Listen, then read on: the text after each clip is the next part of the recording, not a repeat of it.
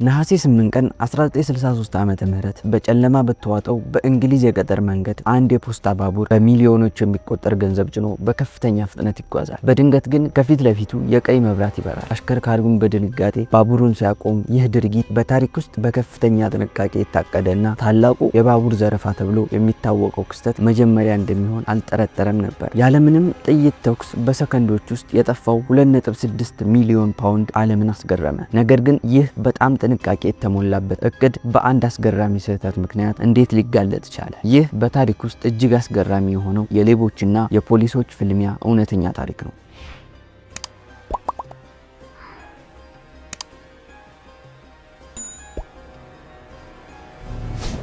እንደ ኤሮፓውያን አቆጣጠር በ1960ዎቹ መጀመሪያ ላይ ለንደን ውስጥ ወንጀል ተራ ድርጊት ሳይሆን እንደ ቢዝነስ የሚታይበት ጊዜ ነበር። በዚህ መሃል ብሩስ የተባለ ግለሰብ ታሪክን የሚቀይር አደገኛ ሀሳብ አፈለገ።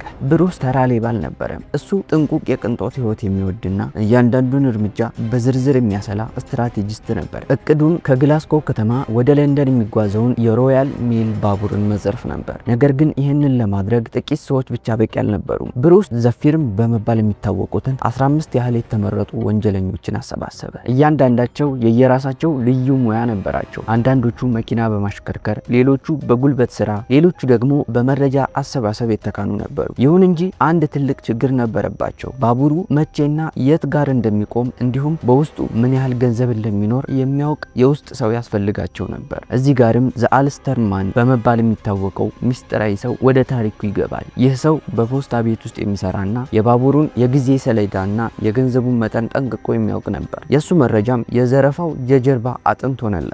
ቡድኑም ለወራት ያህል ልምምድ አደረገ። በቡኪንግ ሃምፕሻየር ገጠር ውስጥ የሚገኝን ገለልተኛ የእርሻ ቦታም ገዙ። ይህ ቦታ ለዘረፋው መደበቂያና መለማመጃ እንዲሆን ታስቦ የተዘጋጀ ነበር። እቅዱም በባቡር ሀዲዱ ላይ ያለውን የኤሌክትሪክ ምልክት በማጭበርበር ባቡሩን ማስቆምና የባቡሩን ሰራተኞች በመቆጣጠር በደቂቃዎች ውስጥ በሚሊዮኖች የሚቆጠር ገንዘብ ጭኖ ማምለጥ ነበር።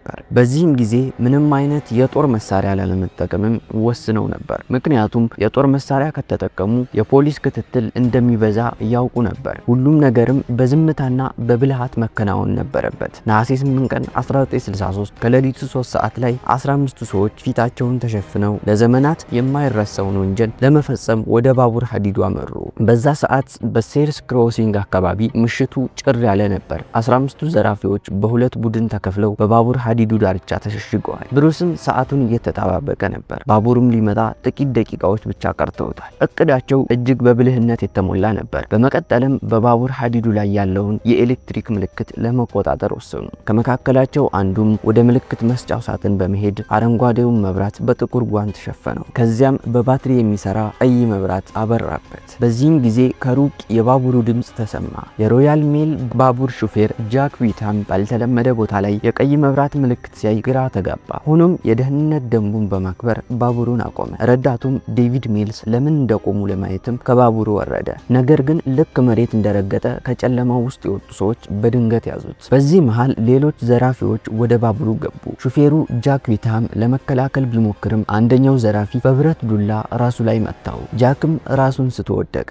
ነገር ግን ዘራፊዎቹ አንድ ትልቅ ችግር ገጠማቸው። ባቡሩን ጥቂት ሜትሮች ወደፊት መንዳት ነበረባቸው። ምክንያቱም ገንዘቡ ያለበት ክፍል የነሱ መኪኖች ካሉበት መንገድ ጋር መገጣጠም ነበረበት። ከዘራፊዎቹ አንዱም የባቡር ሹፌር ነኝ ብሎ ቢመጣም ይህንን ግዙፍ ባቡር እንዴት ማንቀሳቀስ እንዳለበት አላወቀም። በመጨረሻም የቆሰለውን ጃክ ዊትሃምን በማስገደድ ባቡሩን ወደ ታሰበው ቦታ እንዲያሽከረክረው አደረጉ።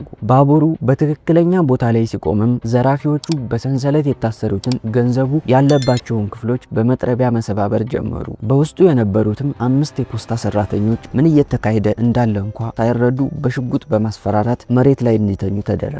በክፍሉ ውስጥም እስከ ጣራው ድረስ በገንዘብ የተሞሉ 128 ከረጢቶች ተደራርበው ነበር። ባቡሩ ድልድዩ ላይ እንደቆመም ጊዜው በፍጥነት መቁጠር ጀመረ። ዘራፊዎቹ በሰዓት ላይ ከፍተኛ ጫና ነበረባቸው። ምክንያቱም በማንኛውም ጊዜ ከዘገዩ ፖሊስ ሊደርስባቸው ይችላል። 128 የሚሆኑ በገንዘብ የተሞሉ ከረጢቶችንም ከባቡሩ ወደ መኪናው ማጓጓዝ ቀላል ስራ አልነበረም። እያንዳንዱ ከረጢት በወቅቱ እጅግ ከፍተኛ ዋጋ ያላቸው የባንክ ኖቶችን ይዟል። ዘራፊዎቹ ከባቡሩ እስከ መኪኖቻቸው እስኪመቻቸው ድረስ የሰው ሰንሰለት በመስራት ከረጢቶቹን እጅ ለእጅ መለዋወጥ ጀመሩ። ምንም አይነት ጩኸት ወይም አላስፈላጊ ድምፅ አይሰማም ነበር። የሚሰማው የሰዎቹ ትንፋሽ ብቻ ነበር። በዚህ መሃልም በባቡሩ ውስጥ የነበሩት የፖስታ ሰራተኞች በፍርሃት ተውጠው መሬት ላይ ተኝተው ነበር። ዘራፊዎቹ እንዳይነቃነቁና ድምፅ እንዳያሰሙ አስጠንቅቀዋቸዋል። የሚገርመው ግን ዘራፊዎቹ ሁሉንም ከረጢቶች አልወሰዱም። ጊዜው እያለቀባቸው ስለነበረና መኪኖቻቸው ስለሞሉ 8 ያህል የገንዘብ ከረጢቶችን በባቡሩ ውስጥ ትተው ለመሄድ ተገደዱ።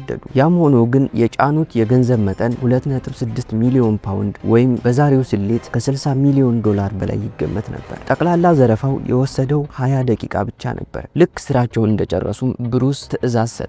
ሁሉም ወደ ተዘጋጁት 2 ላንድ ሮቨር እና 1 የጭነት መኪና በመግባት በከፍተኛ ፍጥነት ከአካባቢው ተሰወሩ። ሲሄዱም የባቡሩን የስልክ መስመሮች በሙሉ በመቁረጥ ሰራተኞቹ እርዳታ እንዳይጠይቁ አደረጓቸው።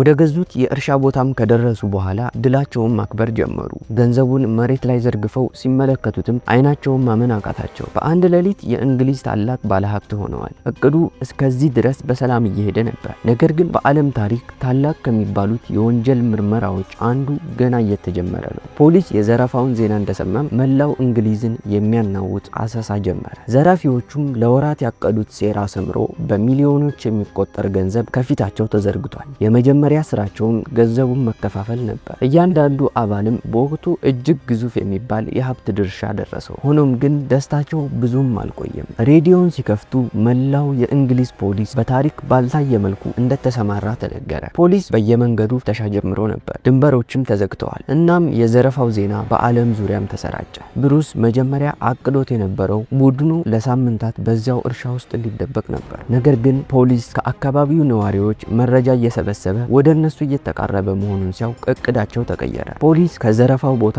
በ30 ማይል ርቀት ውስጥ ያለን ማንኛውም አጠራጣሪ ቦታ ፈትሹ የሚል ትዕዛዝም አስተላለፈ። ይህ ዜና ዘራፊዎቹን አስደነገጣቸው። ምክንያቱም የእነሱ መደበቂያ ከዘረፋው ቦታ 27 ማይል ብቻ ነበር የሚርቀው። በአስቸኳይ አካባቢውንም ለቀው መውጣት እንዳለባቸው ወሰኑ። ገንዘባቸውንም ይዘው ከመበታተናቸው በፊት አንድ ወሳኝ ስራ ነበራቸው። ምስክር ሊሆኑ የሚችሉ ማስረጃዎችን ማጥፋት ነበረባቸው። እርሻው ውስጥ የተጠቀሙባቸውን እቃዎች፣ የበሏቸውን ምግቦችና የነኩትን ማንኛውንም ነገር ማጽዳት ነበረባቸው። ከዛም ቡድኑ ገንዘቡን ይዞ በተለያዩ አቅጣጫዎች ተበታተነ። ፖሊስ ከጥቂት ቀናት በኋላ ወደ እርሻው ቦታ ሲደርስ ቦታው ባዶ ቢሆንም አንድ አስገራሚ ነገር አገኘ። ዘራፊዎቹ በችኮላ በወጡበት ወቅት ወሳኝ የሆኑ አሻራዎችን ጥለው አልፈው ነበር። ዘራፊዎቹ ማስረጃዎችን አጥፍተናል ብለው ቢያስቡም በችኮላ የሰሩት ስህተት ግን ለፖሊስ ትልቅ የድል በር ከፈተ። ወንጀለኞቹ በእርሻው ውስጥ በነበሩበት ወቅት ጊዜ ለማሳለፍ ካርታ ይጫወቱ ነበር። በዛም ጊዜ የጣት አሻራቸውን ካርታው ላይ ቀርቷል። የጠጡባቸውን የቢራ ጠርሙሶችና የተመገቡባቸውን ሳህኖችም ሳያቃጥሉ ጥለዋቸው ወጥተዋል። ፖሊስም በእነዚህ ቁሶች ላይ ግልጽ የሆኑ የጣት አሻራዎችን አገኘ። በወቅቱ የጣት አሻራ ምርመራ እንደ ዛሬው ዘመናዊ ባይሆንም የስኮትላንድ ፖሊስ ቀደም ሲል የወንጀል ታሪክ ያላቸውን ሰዎች መለየት የሚያስችል ትልቅ ማህደር ነበረው። በካርታዎቹና በቢራ ጠርሙሶቹ ላይ የተገኙት አሻራዎችም ከለንደን ታዋቂ ወንጀለኞች ጋር አንድ ሆኑ። ይህም ግኝት ፖሊስ የዘራፊዎቹን ስም ዝርዝር በአንድ ጀንበር እንዲያውቅ አደረገው። የዘራፊዎቹን ፎቶግራፎችም በጋዜጦችና በቴሌቪዥን በመበተን የህዝቡን ትብብር ጠየቀ። ብዙም ሳይቆይ የቡድኑ አባላት አንድ በአንድ መያዝ ጀመሩ።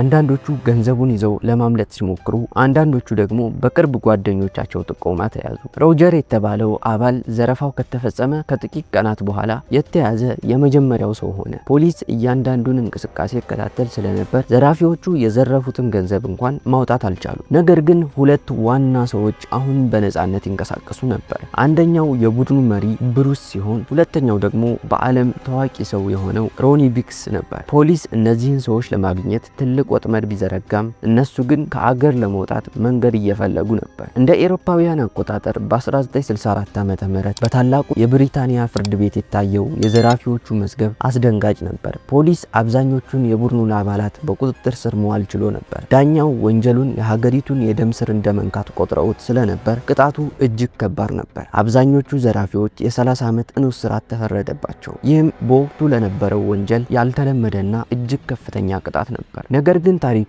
እዚህ ላይ አላበቃም።